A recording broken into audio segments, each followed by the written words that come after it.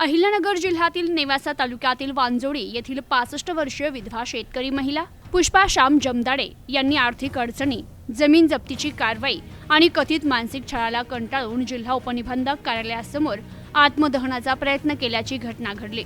कोतवाली police प्रशासनाच्या तत्परतेमुळे मोठी दुर्घटना टळली आहे। जमदाडे यांनी दिलेल्या माहितीनुसार त्यांच्या दिवंगत पतीने शेती आणि पोल्ट्री व्यवसायासाठी घेतलेल्या कर्जामुळे कुटुंब आर्थिक संकटात सापडले।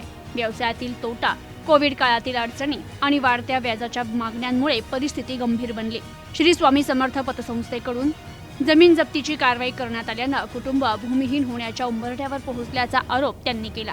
सततच्या आर्थिक आणि मानसिक तणावामुळे आपण हे टोकाचं पाऊल उचलल्याचं पुष्पा जमदाडे यांनी सांगितलं। तर या घटनेनंतर परिसरात एकच खळबळ उडाली असून संबंधित प्रकरणाची चौकशी करून न्याय द्यावा अशी मागणी त्यांनी प्रशासनाकडे केली आहे। प्रतिनिधी मोहसिन शेख, न्यूज टुडे 24, अहिल्यानगर।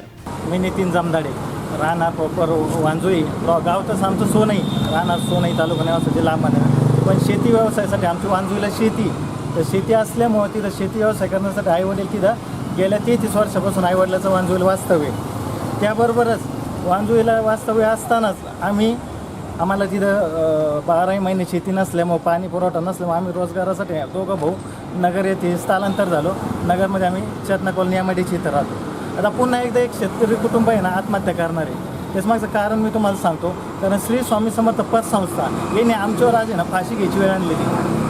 कारण की माझ्या वडिलांनी 11/5/2011 साली कर्ज घेतलं, 6,25,000 पोल्ट्री व्यवसायासाठी।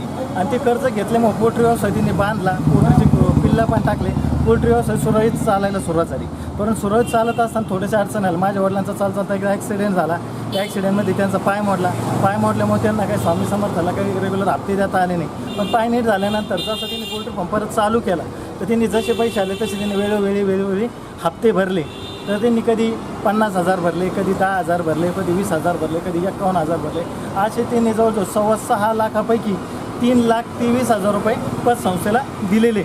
मग आपले 3,23,000 वजा केले तर आपल्याकडे 3,02,000 रुपये राहतात।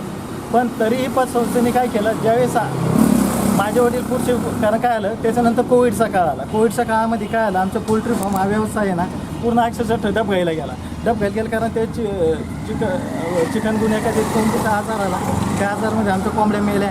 नंतर कोविडमध्ये 10-20 रुपयाला गावरान कोंबड्या मागायला लागले अक्षरशः। या भावात त्या कोंबड्या द्याव्या लागल्या। त्यानंतर कोविडची महामारी आली। कोविडच्या महामारीमध्ये पण आमचं खूप आर्थिक नुकसान झालं। त्याच्यामुळे पोल्ट्री व्यवसाय अक्षरशः बंद करण्याच्या तगडीला आला। त्यामुळे आम्हाला काही, माझ्या वडिलाला आणि आईला, हे दोघं जणच शेतीचे पोल्ट्री फार्म चालवत होते, यांना काही ते कर्ज काही भरता आलं नाही।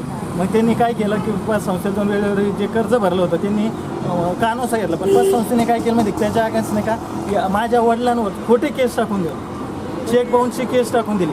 अंदाजे त्यांच्या मनाला जेईन, त्यांच्या जिभेला हाड नाही, त्यांनी एकदम भ्रष्टाचारी पद्धतीने काय केलं, चेक भरले।